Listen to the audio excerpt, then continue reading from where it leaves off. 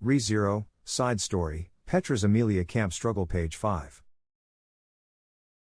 Roswell, Thien, an agreement has been reached. No objections, right? As he spoke, Roswell clapped his hands and was taken in by the eyes of the audience. Although the people in this meeting were all powerful and high-ranking dignitaries, it was Roswell who led the meeting from beginning to end. The title of being the head of the Western Borders is not just for show. Even at the Western Border Leaders meeting where many big names were gathered, he still had been in the leading position. No one dared to raise any objection to any of his remarks. After scanning the room with satisfaction, Roswell nodded deeply. Roswell, wonderful, thank you all for coming to this meeting. I'll be sure to prepare an opportunity for everyone to meet Emilia Summer in person next time. Dignitaries. In contrast to Roswell's smirk, there was a profound silence from the audience. Although their thoughts seemed to be complicated, the topic itself has been discussed properly. Patting her flat chest, Petra accepted that fact with peace of mind. Petra, it's finally over. Realizing that she had inadvertently expressed her inner thoughts out loud, Petra hastily covered her mouth. Although it was just a whisper, it was still a disrespectful way of speaking. If people heard this, even if the Emilia camp was not damaged, it would become a source of ridicule. And on this point, Petra had intended to spend time getting to know the character of these attendees better. But after traveling for 2.5 days, the opportunity for Petra, the maid in training to debut, was lost once the meeting began. And accordingly, the waiting time for her debut became even longer, and for Petra's physical sense, it felt as if it's been many more days. The meeting between the leaders of the Western Border, which had felt exceptionally long and stressful, had finally come to an end. Although the most memorable thing from the beginning was Roswell's troublesome and problematic behavior, however, Arnrose, you had a hard time, Petra. That was quite the performance. The only person in the room, the only one that Petra can consider to be her friend, is the one who said that, as that person walks towards the relieved Petra, who is at the corner of the meeting room to give her condolences. A young but elegant noble girl with a delicate blue bun, Arnrose. Petra, Arnrose Summer. Turning around towards Arnrose who had come over to speak with her, Petra was immediately captivated by her standing.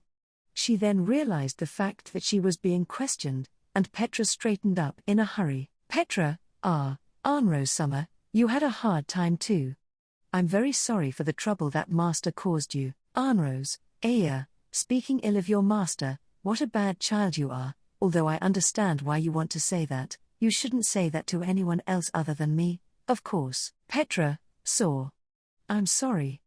Okay, I understand. The Arnrose's words brought Petra back to her senses as it eased her. Hearing Petra's words of reflection, Arnrose relaxed her face and said to Clyde, the attendant standing beside her, Arnrose, oi, Clyde. With this being her debut, her performance should be considered effective, right? As a steward, why don't you give Petra some tips on how to serve? Clyde, me?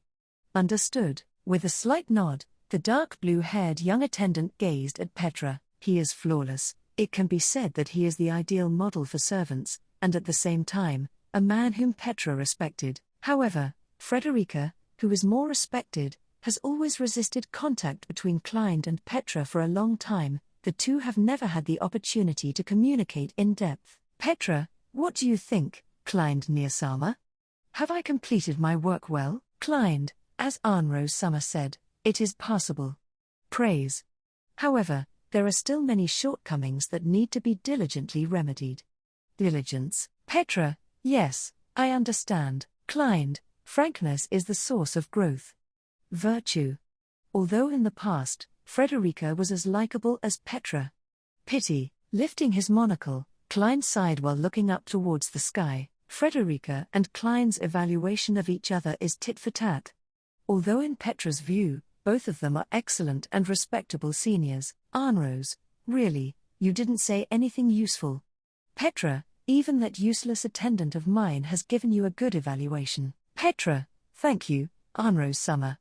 And, Clyde Nearsama. Arnrose smiled when she heard those words, and then Petra raised her head to look at Clyde's face. Petra, however, please allow for me to express my opinion.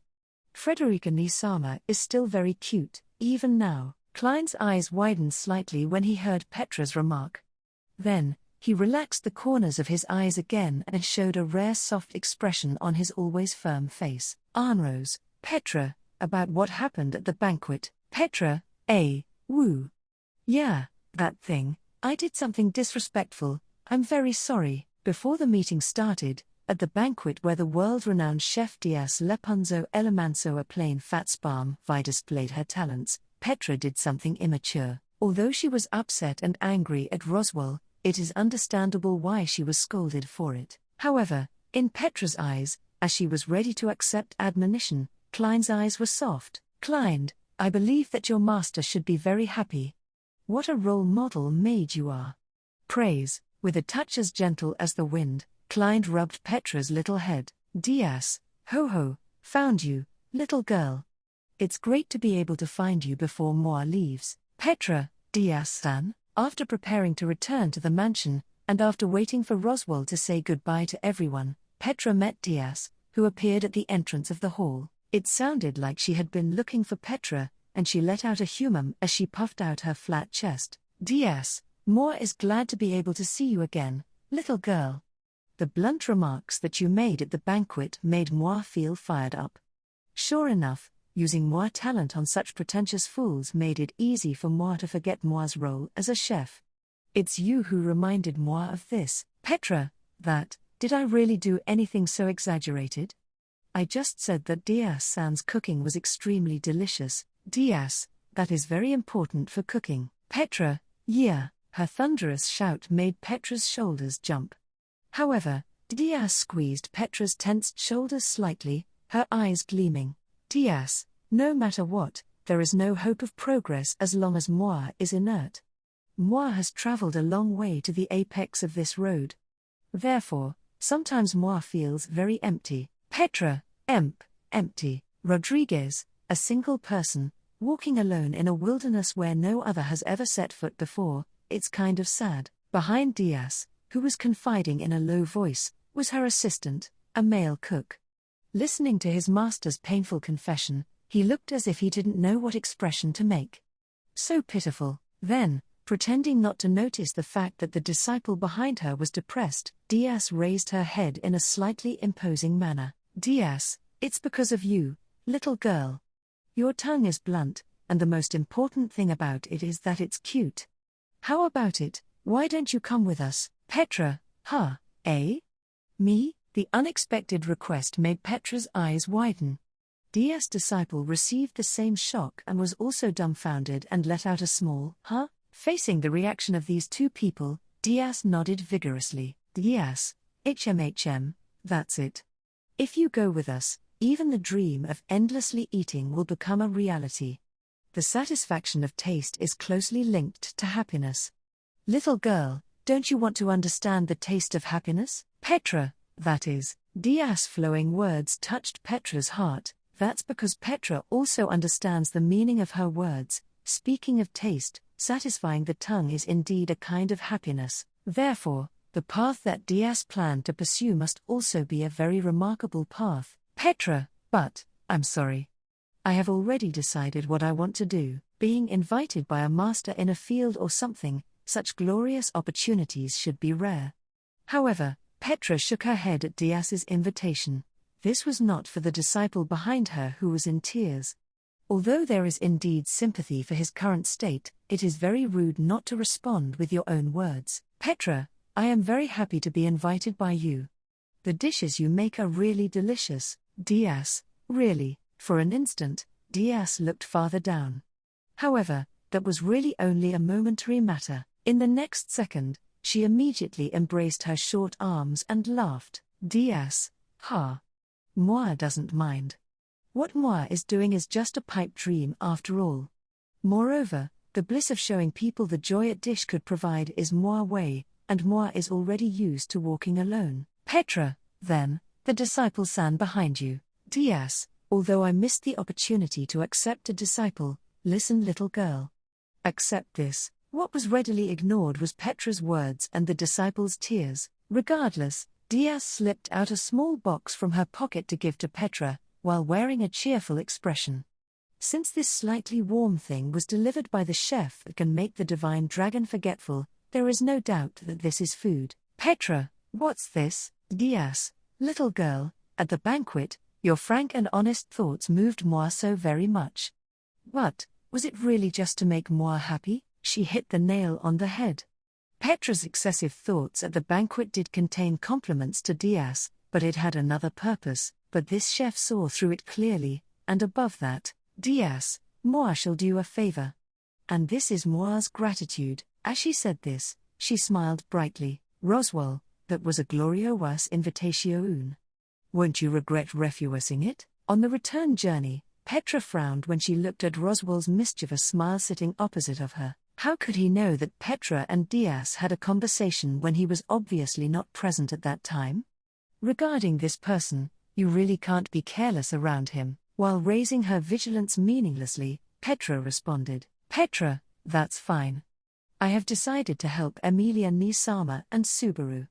Therefore, I will give up on the dream of becoming the cutest chef in the kingdom. Roswell, you gave up on a higher level of opportunity than I thought.